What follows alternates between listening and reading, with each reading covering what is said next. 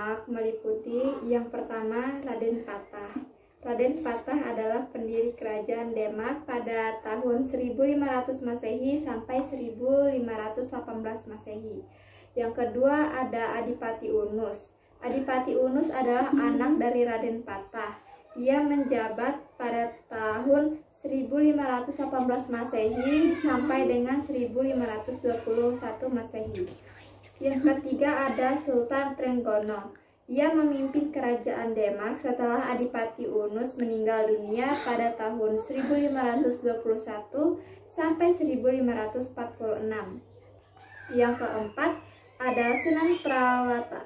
Ia menjabat pada tahun 1546 sampai 1549. Yang kelima ada Arya Penangsang. Ia menjabat pada tahun 1549 sampai 1554. Pada masa pemerintahan kerajaan Demak menjalankan sistem pemerintahan teokrasi. Sistem pemerintahan teokrasi ini yaitu pemerintahan yang berdasarkan pada agama Islam. Kebudayaan. Hasil kebudayaan dari kerajaan Demak termasuk kebudayaan yang memiliki keterkaitan dengan agama Islam. Hasil dari kebudayaan kerajaan Demak terkenal sampai saat ini adalah Masjid Agung Demak. Bahasa. Bahasa yang dipakai pada kerajaan Demak adalah bahasa Jawa. Depan perekonomian kerajaan Demak berkembang pada sektor perdagangan dan pertanian dengan lebih menitik beratkan pada sektor perdagangan. Karena letak kerajaan Demak yang sangat strategis yaitu berada pada jalur lalu lintas pelayaran dan perdagangan antara penghasil rempah-rempah di wilayah Indonesia bagian timur. Sekian dari saya, terima kasih. Khusus dalam sistem perdagangan, sebagai sebuah kerajaan bercorak Islam, Kesultanan Ternate dahulu menggunakan sistem nilai tukar dirham dan dinar. Peninggalan pada masa kerajaan Demak. Yang pertama ada Masjid Agung Demak, yang kedua ada Saka Tatal dan Saka Majapahit, yang ketiga ada Pintu Beledek, yang keempat ada Dam Parkencana, yang kelima ada Makam Sunan Kalijaga, dan yang keenam ada situs kolam wudhu. Beberapa raja yang pernah memimpin di kerajaan Ternate yaitu Bab Mansur Malamo, Jamin Kodrat, Komala Abu Said, Bakuku Kalabata, Ngara Malamo, Patsaranga Malamo, Cili Ayah Sidang Arif Malamo, dan Panji Malamo. Masa pemerintahan kerajaan Ternate dari tahun 1257 sampai 1583. Salah satu akulturasi budaya yang berkembang di kerajaan Ternate adalah ritual wajib, yakni ritual Kolana dan Uci Sabea. Ritual ini bermakna turunnya sultan ke masjid untuk sholat dan berdoa. Ini adalah pesona religi yang menarik dan berbeda dengan kesultanan lainnya di Indonesia.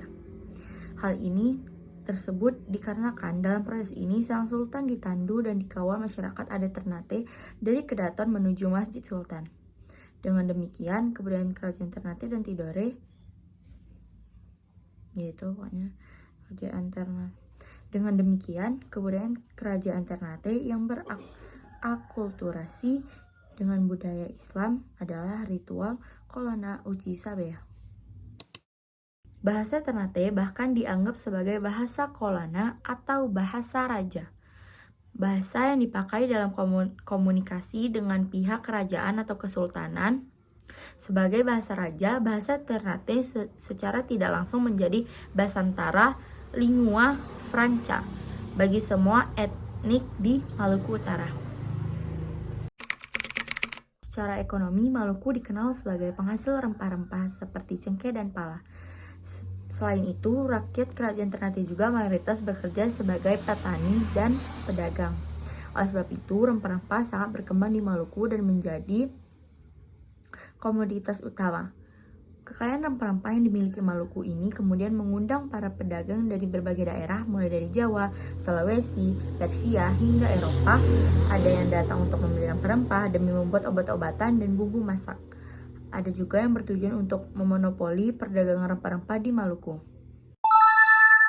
Dalam sistem perdagangan, sebagai sebuah kerajaan bercorak Islam, Kesultanan Ternate dahulu menggunakan sistem nilai tukar dirham dan dinar. Koin emas dan perak waktu itu menjadi mata uang yang digunakan rakyat Ternate. Peninggalan lain dari kesultanan ini meliputi kompleks pemakaman Sultan Ternate serta benda-benda peninggalan di Museum Kesultanan Ternate, seperti alat-alat perang, singgasana raja, dan Al-Quran tulisan tangan raja.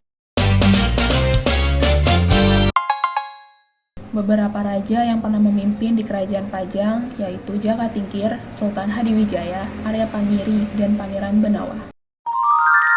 Awal berdirinya Kerajaan Pajang tahun 1568 hingga runtuh pada tahun 1587.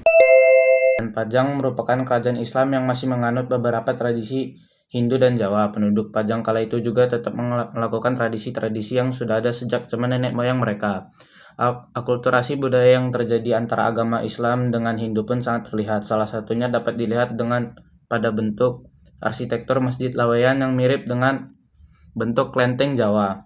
Masjid ini dapat pengaruh yang kuat dari kebudayaan Hindu Jawa. Letaknya masjid yang berada di atas bahu jalan merupakan salah satu ciri pura Hindu. Memang dulunya Masjid Laweyan adalah bekas pura Hindu yang dipimpin oleh seorang biksu, namun seiring dengan banyak masyarakat yang memeluk Islam, lalu Sultan Hadiwijaya bangunan tersebut diubah menjadi masjid. Dan bahasa yang digunakan Kerajaan Pajang adalah bahasa Jawa.